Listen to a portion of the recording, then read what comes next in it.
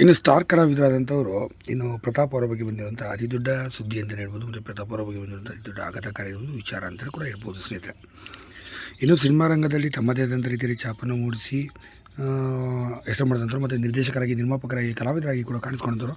ತುಂಬಾ ಕಷ್ಟಪಟ್ಟು ಮೇಲೆ ಬಂದಂಥ ಈ ವ್ಯಕ್ತಿ ಅತಿ ಚಿಕ್ಕ ವಯಸ್ಸಿನಂತೆ ಕೇವಲ 40 ವಯಸ್ಸಿನ ಹೃದಯಘಾತಕ್ಕೆ ಒಳಗಾಗಿ ಕೊನೆಯುಸಿರೆಳೆದಿರುವಂಥ ಘಟನೆ ನಡೆದಿರುವಂಥದ್ದು.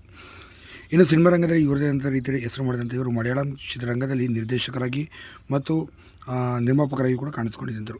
ಇತ್ತೀಚೆಗೆ ಮಂಜುಮಾಲಾ ಬಾಯ್ಸ್ ಸಿನಿಮಾ ಕೂಡ ಬಂದಿತ್ತು. ಅದರಲ್ಲೂ ಕೂಡ ಸ್ಕ್ರಿಪ್ಟ್ ರೈಟರ್ ಆಗಿ ಕೂಡ ಇವರು ಕೆಲಸವನ್ನು ಮಾಡಿದರು. ತುಂಬಾ ಚೆನ್ನಾಗಿ ಕಥೆ ಮೂಡಿ ಬಂದಂಥ ಸಿನಿಮಾ ಭರ್ಜರಿ ಹಿಟ್ ಕೂಡ ಪಡೆದುಕೊಂಡಿತ್ತು. ಇಂಥ ಒಳ್ಳೊಳ್ಳೆ ಸಿನಿಮಾಗಳ ನಿರ್ದೇಶನ, ಸ್ಕ್ರಿಪ್ಟ್ ರೈಟಿಂಗ್ ಮಾಡ್ತಿದ್ದಂಥ ಮತ್ತು ಸಾಕಷ್ಟು ಸಿನಿಮಾಗಳ ಪೋಷಕ ಪಾತ್ರಗಳಲ್ಲಿ ಮತ್ತು ವಿಲನ್ ಪಾತ್ರಗಳಲ್ಲಿ ಕೂಡ ಇನ್ನೂ ಡಿಟೆಕ್ಟಿವ್ ಸಿನಿಮಾಗಳಲ್ಲೂ ಕೂಡ ಇವರು ಕಾಣಿಸ್ಕೊಳ್ತಿದ್ರು.